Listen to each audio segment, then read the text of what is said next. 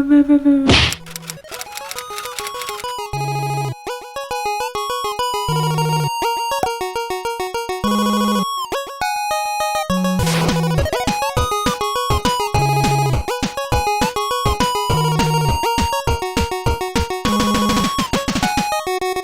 ลโหลสวัสดีค่ะทุกคนวันนี้นะคะเป็นคลิปที่คิดแล้วคิดอีกว่าจะทำดีไหมเพราะว่าฟุตน้อยมากทุกคนถ้าใครเคยดูคลิปแฟนซายตอนวันมาแล้วก็จะรู้ว่าเหนื่อยล้ามากขนาดไหนแต่ว่าในส่วนของฟุตศิลปินก็เยอะมากแต่ก็มีน้องๆที่ DM มาอะไรเงี้ยบอกว่าอยากดูแบบมานั่งเล่าให้ฟังก็ได้อยากดูลองดูแล้วกันนะมาลองไปด้วยกันเป็นครั้งแรกว่าการทำบล็อกแบบนี้จะเป็นยังไงบ้างบอกก่อนว่าการไปแฟนชายครั้งเนี้ยไม่ได้ตั้งใจจะไปเลยมีเหตุการณ์บางอย่างเกิดขึ้นนะมันรู้สึกว่าเราอยากไปแล้วช่วงนั้นรูปในทรายก็ออกมาเยอะมากก็วุ่นวุ่นกับเพื่อนทุกวันเลยจนมีวันหนึ่งเพื่อนคนหนึ่งที่จะต้องรู้ตัวว่าตัวเองเป็นใครจะไม่เอ่ยชื่อเขาแล้วกันนะคะก็คุยโทรศัพท์กันแล้วป้ายาไปป้ายามารู้ตัวอีกทีคือกดโอนเงินซื้อซีดีไปแล้วก็พอตอนบางสายคือแบบเรื่องนี้เกิดขึ้นจริงใช่ไหมกดซื้อซีดีไปแล้วหรองงมากแล้วแบบช่วงระหว่างนั้นนะก็กลายเป็นว่ากินไม่ได้นอนไม่หลับกลัวนกไม่กล้าเตรียมตัวอะไรเลยไม่กล้าจองตั๋วเครื่องบินไม่กล้าเตรียมคำถามไม่กล้าเตรียมบทพูดไม่กล้าทำอะไรเลยพอรู้สึกว่า high expectation high disappointment แต่อีกใจนึงก็รู้สึกว่าถ้าไม่เตรียมมันจะไม่ทันเพราะว่าประกาศปุ๊บแล้วมันจะเร็วมากเพราะฉะนั้นเราก็เลยแบบอย่างน้อยถ้าเรามีของอะไรที่อยากให้มินอย่างเงี้ยเราก็ควรจะเตรียมไว้ก่อนแล้วก็ด้วยความที่เราเป็นคนเรียบร้อยอย่างที่ทุกคนรู้ของเราเนี่ยกระจัดกระจายอยู่หลายบ้านมากเราก็เหมือนต้องจัดกระเป๋าไว้ก่อนก็คือตอนจัดไปใจก็แป้วไปว่าแบบจัดอย่างนี้แล้วไม่ได้ไปก็คือแบบร้องไห้เลยวันนั้นที่ประกาศเว็บก็ช้าอีกถึงเวลาที่ต้องประกาศแล้วก็ยังไม่ขึ้นเว้ยจนสุดท้ายเพื่อนก็ส่งมาบอกว่าเฮ้ยได้แล้วเลยบอกว่าทุกอย่างเกิดขึ้นเร็วมากวินาทีนี้อยู่ในบ้านอีกวินาทีนึงอยู่สุวรรณภูมิอีกวินาทีนึงอยู่อินชอนเลยพอเราไปถึงวันแรกใช่ไหมก็ไปเดินฮงแดพี่แก้มเป็นผู้มีพระคุณครั้งยิ่งใหญ่ในการไปไซครั้งนี้ของเรามากก็ช่วยเหลือทุกอย่างเลยพี่แก้มถามว่าอยากกินอะไรก็ตอบไม่ได้อยากไปไหนก็ตอบไม่ได้คือแบบเป็นครั้งแรกที่เราไปเกาหลีเราไม่อยากไปไหนเลยทำยังไงก็ได้ให้มันอิ่มแล้วแบบมันมีชีวิตอยู่ไปตายก็พอแล้วไม่ต้องการอะไรมากกว่านี้ก็ไปเดินฮงแดกินข้าวแล้วก็หาซื้อของอะไรใช่ปะก็เห็นแบบคนเดินมาจากไกลๆแบบว่าดูเป็นการแบบมีทีมงานมีกล้องอะไรเงี้ยเฮ้ยพี่เราว่าเราเห็นซันเลยแล้วสักพักเราเห็นค่ะเฮ้ยแบบกองชันแ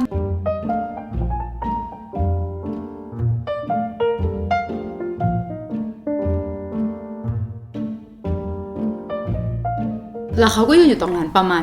3-5 นาทีกงชันหล่อมากทุกคนกงชันหล่อมากก็ยังงงๆอยู่เลยเพราะว่าก่อนบินไปเราถ่ายคลิปเปิดกูของติ่งใช่ไหมก็ยังมีอัลบั้ม B1 ออกมาอยู่เลยก็เลยไม่คิดว่าแบบจะมาเดินเจอ B1 อย่างเงี้ย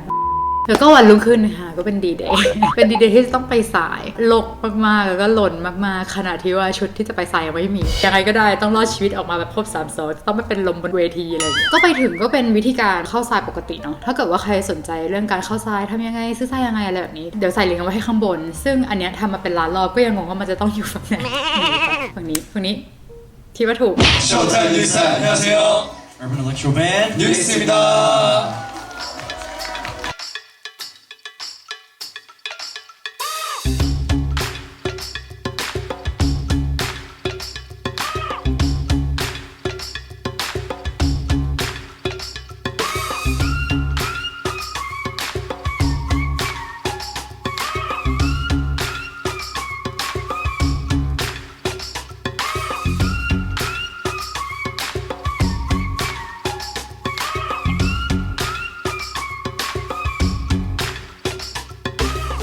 넌 나의 universe 나로 아프더라도 차라리 날 잊으세요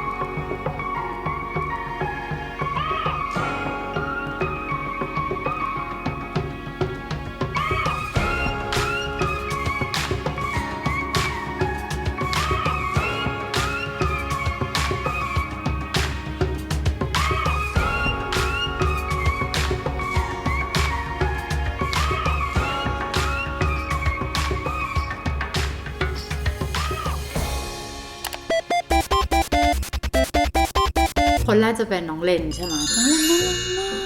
nice แล้วก็มีความพยายามชวนคุยโต้ตอบไม่ทำให้มันเกิดเดดแอร์ก็บอกว่าไปดูคอนเสิร์ตชอบมากเลยสนุกมากเลยน้องก็บอกว่าเฮ้ยขอบคุณมากเลยมาคอนเสิร์ตแล้วครับแล้วก็มีเพื่อนนะฝากมาถามว่าอยากขอเลขเด็ดจากน้องเลนหน่อยเพราะว่าอยากถูกหวยจะได้มาเจอน้องเลนอะไรอย่างงี้คือเราเว้นเป็นแบงค์เอาไว้ใช่ปะแล้วก็เขียนคำว่าเลขใหญ่มากๆจะได้ให้เขาเติมตรงนั้นใช่ไหมแล้วเหมือนน้องมองลงไปน้องก็แบบเลขเหรอครับขอเบอร์มือถือหรออะไรอย่างเงี้ยเราก็แบบอ๋อไม่ใช่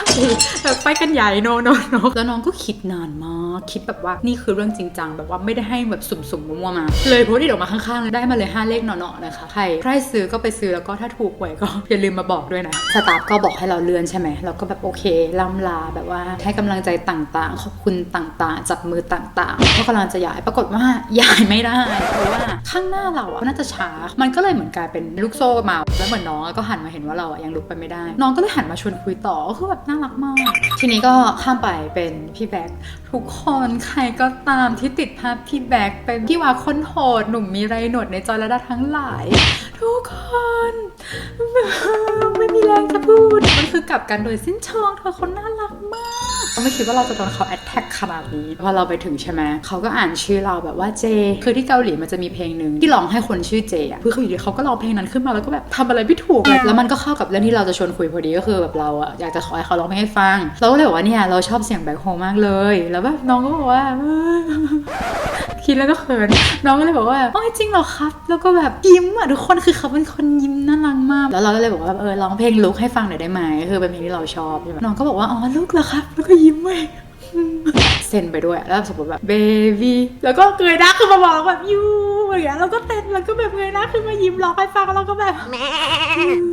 ก็คือกว่าจะร้องจบท่อนนั้นก็คือแทบจะสิ้นลมหายใจแล้วทีนี้ก็เป็นโพสต์อิทใช่ปะโพสต์อิทก็เกี่ยวกับเรื่องการยิ้มอีกแล้วคือชอบรอยยิ้มเขามากช่วยลองวาดรูปให้ดูหน่อยได้ไหมว่าคิดว่าตัวเองเวลายิ้มมันเป็นยังไงก็แบบโอ๊ยแบบผมวาดรูปไม่เก่งนะอะไรอย่างเงี้ยแล้วก็หัวเราะแล้วก็แบบเริ่มวาดวงกลมวาดลูกตาทีละอันแล้วก็วาดยิ้มพอวาดเสร็จก็เงยหน้าแล้วก็หัวเราะคือแบบน้องจะวาดดีไม่ดีพี่ไม่สนแล้ว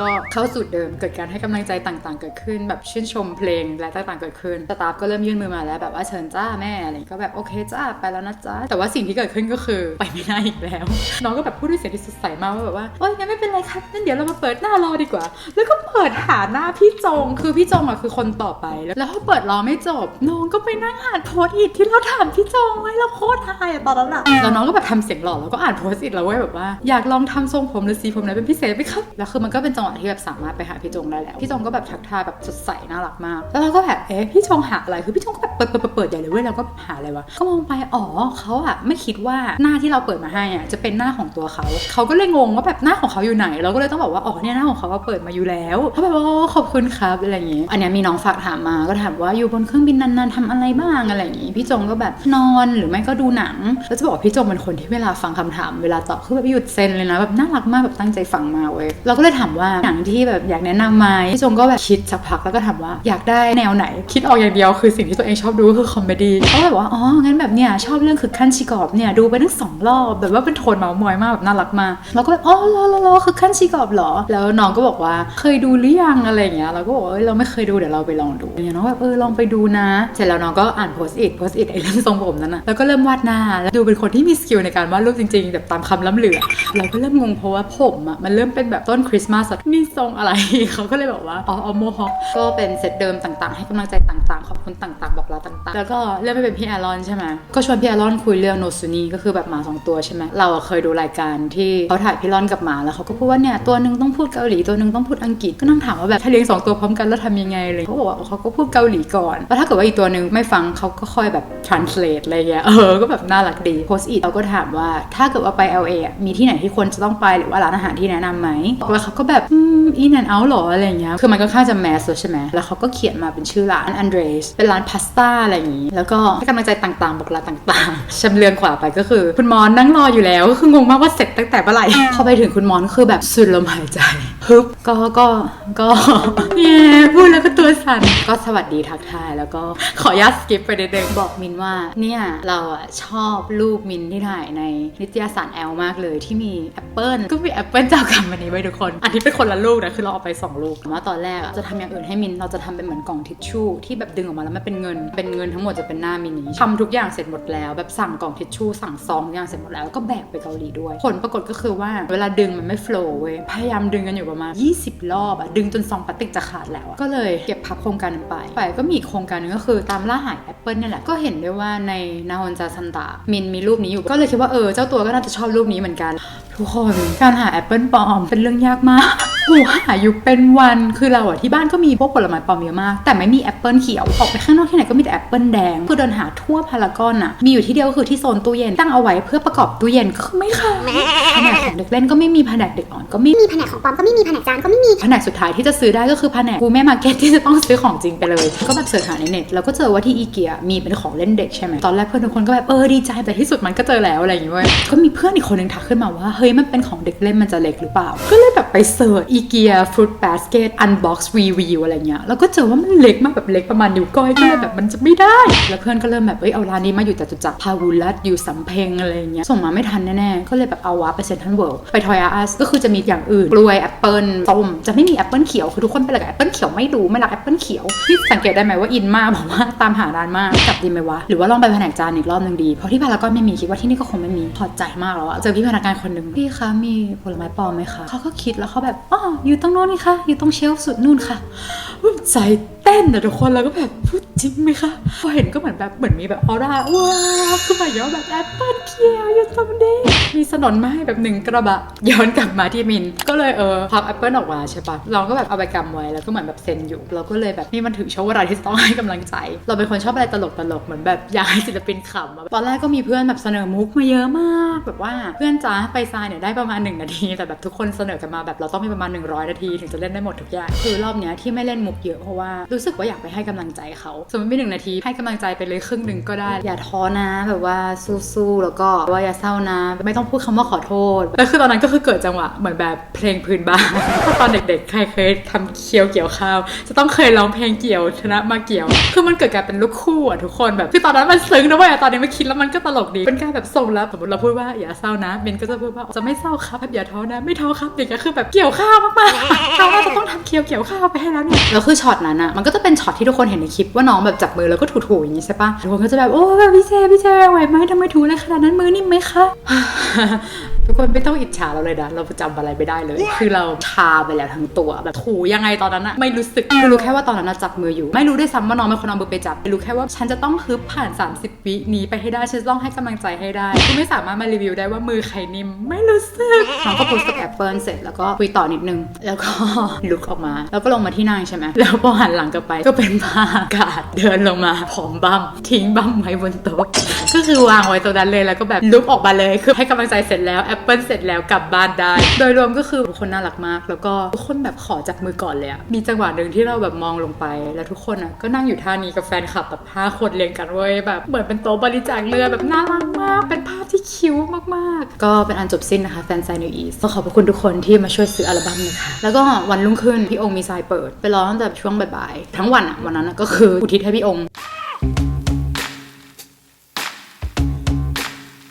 I got no switch off button when it comes to thinking of you. I got no switch off button what to do. It's like my brain's been bogged down. I'm only thinking of you. It's like my brain's been bogged down what to do. I'm in the kitchen thinking about you. I'm in the shower thinking about you. I'm on the bus, on the bike, I'm on the boat, I'm on the train thinking about you. I'm at the movies thinking about you. I'm in my car thinking about you. I'm at the mall, I'm in the bed, I'm in the bar, I'm on the plane thinking about you. Why don't you come over here and play with me for a minute or two? I got no switch off button when it comes to thinking of you. I got no switch off button what to do. It's like my brain. แล้วก็วันรุ่งขึ้นเตรียมจะไป New East Concept Zone ก็เลยแวะไปกินข้าวที่ฮงแดก่อนใช่ปะความพีคมันก็เกิดขึ้นเป็นเกาะกลางตรงกลางก็มีป้ายรถเมล์เหมือนเห็นพี่นะนั่นพี่นะโพลีแคทหรือเปล่าและอีกโสตประสาทนึงก็บอกตัวเองว่าพี่นะโพลีแคทจะมายืนอยู่ตรงนี้ได้ยังไงพี่นั่งก็แบบใช่นะแล้วก็ถ่ายรูปมาแล้วก็รีบหันหลังกลับมาเลยด้วยความที่เขินมากขั้นสุดจริงๆของทริปนี้น่าจะเป็นขั้นสุดอยู่ที่พี่นะโพลีแคทณฮงแด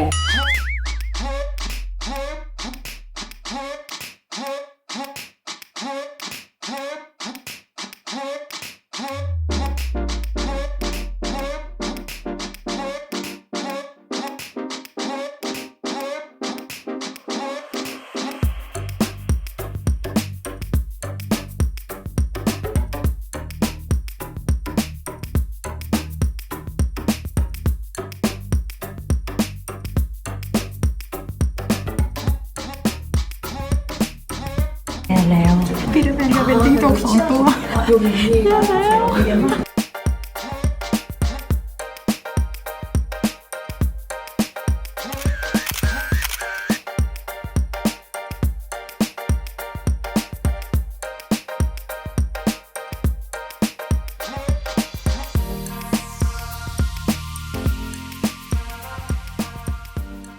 ก็เป็นทริปที่งงๆประมาณนี้นะคะทุกคนก็เพิ่งบอกทุกคนไปแท้ๆนะคะว่าต่อไปนี้ไปประเทศอื่นกันบ้างไหมก็ไม่อยากจะเชื่อว่ามันจะเกิดขึ้นเร็วขนาดนี้รอบหน้าเป็นประเทศอื่นแน่นอนจองตั๋วไว้แล้วเดี๋ยวไว้เจอกันในคลิปต่อไปนะคะทุกคนบ๊ายบาย